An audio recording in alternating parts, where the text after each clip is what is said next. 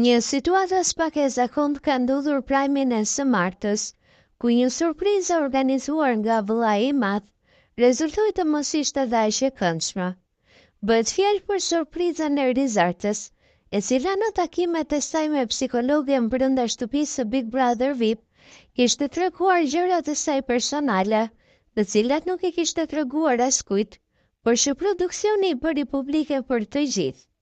Rizarta e vënë në siklet tha se kjo ishte e padrejtë, se këto i kishte diskutuar me psikologën dhe nuk duheshin për publike. Produksioni në këtë rast i përfaqësuar nga Ledioni u justifikua me faktin se ajo nuk ishte folur me psikologën, por me produksionin në dhomën e rrëfimit. Ledioni u mundua ta justifikojë, pasi kjo është një nga shkeljet kryesore të patentës së Big Brother VIP Albania, dhe ata me këtë gabim dhe disa të tjera rrezikojnë të humbasin patentën e të mbyllet Big Brother VIP.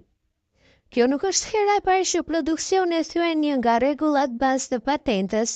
Kujtojmë se një tjetër rregull i thyer ishte edhe rikthimi i banorëve të eliminuar me zarftëzi.